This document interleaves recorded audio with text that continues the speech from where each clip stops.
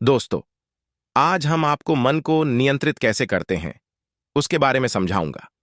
अगर आपका मन इधर उधर किसी भी चीज के लिए भटकता है तो आज मैं इस कहानी के माध्यम से सारी बातें बताऊंगा। तो कहानी सुनने से पहले वीडियो को लाइक करके एक प्यारा सा कमेंट जरूर कर देना। तो ज्यादा समय न गबाते हुए कहानी को प्रारंभ करते हैं।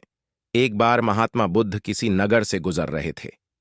बुद्ध की नजर एक कपड़ा व्यापारी पर पड़ी जो उदास और निराश दिख रहा था। बुद्ध उसके पास गए और पूछा, हे भक्त, तुम इतने दुखी क्यों हो? यदि आप मुझे अपनी चिंता के बारे में बताएं तो मैं आपकी मदद कर सकता हूं। कपड़ा व्यापारी ने बुद्ध को प्रणाम किया और उन्हें अंदर आमंत्रित किया।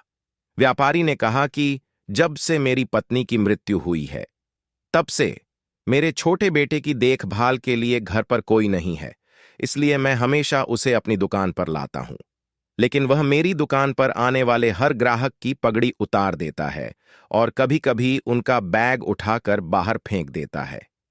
मैंने डांटा को बहुत समझाने की कोशिश की, लेकिन वह नहीं समझा। उसकी हरकतों से मेरे सभी ग्राहक अपमानित महसूस करते हैं और वापस चले जाते हैं।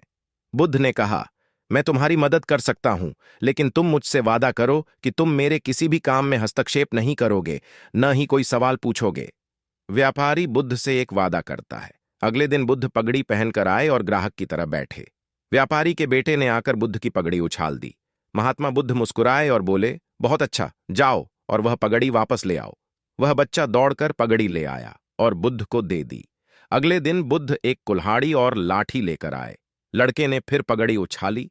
बुद्ध ने लड़के को एक कुल्हाड़ी और लकड़ी दी और कहा, जाओ, इस लकड़ी को काटो। व्यापारी को थोड़ा डर था कि कहीं उसके बेटे को चोट न लग जाए, लेकिन उन्हें अपना वादा याद था। 7 दिनों तक महात्मा बुद्ध कोई न कोई नया काम लेकर आते और लड़के से करवाते। जल्द ही लड़का भूल गया कि उसे किसी की पगड़ी उछालनी है। व्यापारी बहुत खुश हुआ और बुद्ध को धन्यवाद दिया। मैं जानता हूं कि इस कहानी और मन के नियंत्रण के बीच कोई विशेष संबंध नहीं है, लेकिन पहले आप इस तर्क को समझ लें। यदि हम अपने मन को अपने अनुसार कार्य नहीं कराएंगे तो मन अपने अनुसार कार्य करेगा। यदि हम मन को अपनी इच्छानुसार नियंत्रित कर लें तो मन को नियंत्रित किया जा सकता है। मन 2 तरह से काम कर सकता है।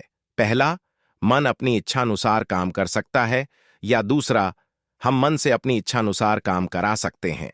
बुद्ध से मिलने से पहले लड़के का मन और मस्तिष्क अनियंत्रित रूप से उसकी इच्छा के अनुसार काम कर रहा था, लेकिन बुद्ध ने लड़के से अपनी इच्छा के अनुसार काम कराया, जिससे उसकी आदतें बदल गईं। दोस्तों, आशा करता हूं ये कहानी आपको अच्छी लगी होगी। ऐसी ही और कहानी सुनने के लिए हमारे चैनल को सब्सक्राइब करें